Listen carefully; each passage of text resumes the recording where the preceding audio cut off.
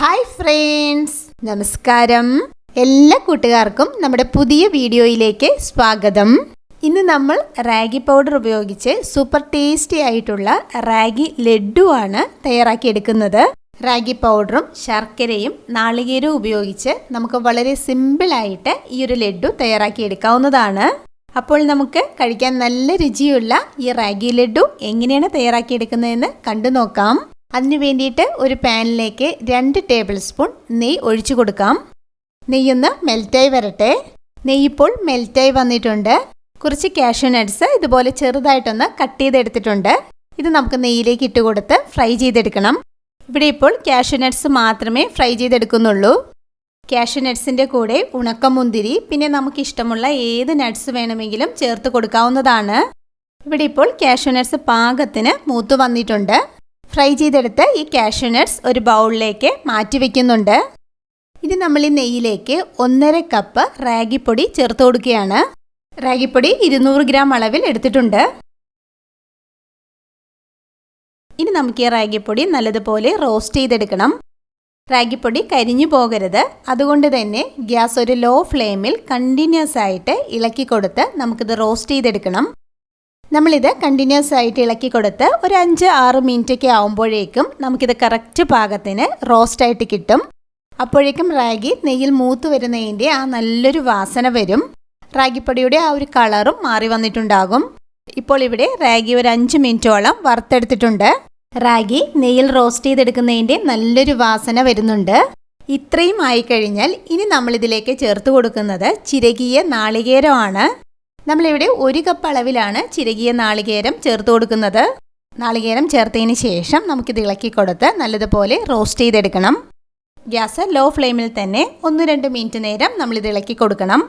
ചിരകിയ നാളികേരം നമുക്ക് ഇഷ്ടമുള്ള അളവിൽ ചേർത്ത് കൊടുക്കാവുന്നതാണ്. വീഡിയോ കണ്ടുകൊണ്ടിരിക്കുന്ന സമയത്ത് ഇഷ്ടപ്പെടുകയാണെങ്കിൽ നമ്മുടെ ചാനൽ മറക്കാതെ സബ്സ്ക്രൈബ് ചെയ്യണേ. ഇപ്പോൾ ഇവിടെ ഇത് പാകത്തിന് മൂത്ത് വന്നിട്ടുണ്ട്. ഇനി ഗ്യാസ് ഓഫ് ചെയ്ത് ഇത് മറ്റൊരു പാത്രത്തിലേക്ക് മാറ്റണം. ഈ പാനിൽ തന്നെ ഇരുന്ന് കഴിഞ്ഞാൽ പാനിൻ്റെ ചൂട് കൊണ്ട് ഓവർ റോസ്റ്റായിട്ട് പോകും. ഇനി ഇത് ഒരു ബൗളിലേക്ക് മാറ്റി വയ്ക്കുന്നുണ്ട്.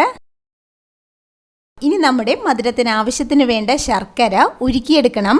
നമ്മളിവിടെ 1 കപ്പ് അളവിലാണ് ശർക്കര എടുത്തിട്ടുള്ളത്. ശർക്കര 200 ഗ്രാം അളവിലുണ്ട്.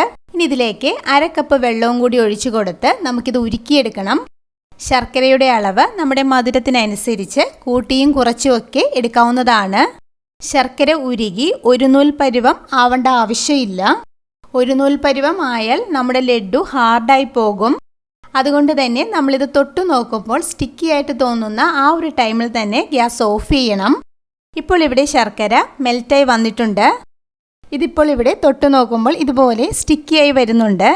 ഈ ഒരു പാകത്തിന് ആയിക്കഴിഞ്ഞാൽ നമുക്ക് ഗ്യാസ് ഓഫ് ചെയ്യാം.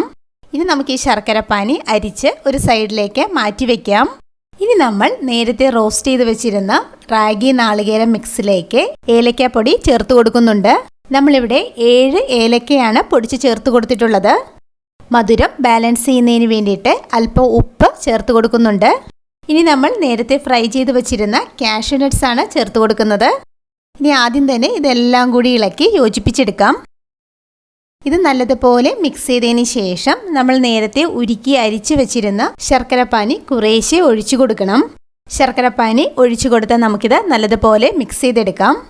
ശർക്കരപ്പാനി ഒഴിച്ചു കൊടുക്കുമ്പോൾ ചെറു ചൂടോടെ വേണം നമ്മളിതിലേക്ക് ഒഴിച്ചു കൊടുക്കേണ്ടത്. നമ്മളിവിടെ മുഴുവൻ ശർക്കരപ്പാനിയും ഒഴിച്ചു കൊടുത്തിട്ടുണ്ട്. ശർക്കരപ്പാനി കൂടിപ്പോകാതിരിക്കാൻ വേണ്ടിയിട്ടാണ് നമ്മളിത് അല്പമായിട്ട് ഒഴിച്ചു കൊടുക്കുന്നത്. ശർക്കരപ്പാനി ഒഴിച്ച് ഇവിടെ ഇപ്പോൾ നല്ലതുപോലെ മിക്സ് ചെയ്തെടുത്തിട്ടുണ്ട്. കയ്യിൽ അല്പം നെയ്യ് പുരട്ടിയതിന് ശേഷം നമുക്കിത് കൈകൊണ്ട് തന്നെ നല്ലതുപോലെ കുഴച്ചെടുക്കണം. നമുക്ക് കൈകൊണ്ട് കുഴച്ചെടുക്കാൻ പറ്റുന്ന ആ ഒരു ചൂടാകുമ്പോൾ മാത്രം നമ്മളിത് കൈകൊണ്ട് കുഴച്ചെടുത്താൽ മതിയാകും. ഇപ്പോൾ ഇവിടെ ഇത് നല്ലതുപോലെ കുഴച്ചെടുത്തിട്ടുണ്ട്. ഇനി നമുക്കിതിൽ നിന്ന് ആവശ്യത്തിനെടുത്ത് ഇഷ്ടമുള്ള ഷേപ്പിൽ ലഡ്ഡു റെഡിയാക്കി എടുക്കാവുന്നതാണ്. ഇവിടെ ഇതുപോലെ ചെറിയ ഉരുളകളായിട്ട് ഉരുട്ടിയെടുക്കുകയാണ് ചെയ്യുന്നത്. ഈ ഒരു ലഡ്ഡു കുഞ്ഞുങ്ങൾക്കൊക്കെ കഴിക്കാൻ ഒത്തിരി ഇഷ്ടമാകും. കണ്ടില്ലേ, നമ്മുടെ റാഗി ലഡ്ഡു കാണാൻ തന്നെ നല്ല ഭംഗിയാണ്. അതുപോലെ തന്നെ കഴിക്കാൻ നല്ല ടേസ്റ്റിയുമാണ്. അപ്പോൾ ഇത്രയേ ഉള്ളൂ. റാഗിപ്പൊടി ഉപയോഗിച്ച് വളരെ സിമ്പിളായിട്ട് തയ്യാറാക്കി എടുക്കാൻ കഴിയുന്ന ഈ റാഗി ലഡു എല്ലാവരും ഇതുപോലെ തയ്യാറാക്കി നോക്കണം. ഉറപ്പായിട്ടും എല്ലാവർക്കും ഇഷ്ടമാകും. ഇതുപോലെ നല്ലൊരു വീഡിയോ ആയിട്ട് നമുക്ക് വീണ്ടും കാണാം. താങ്ക്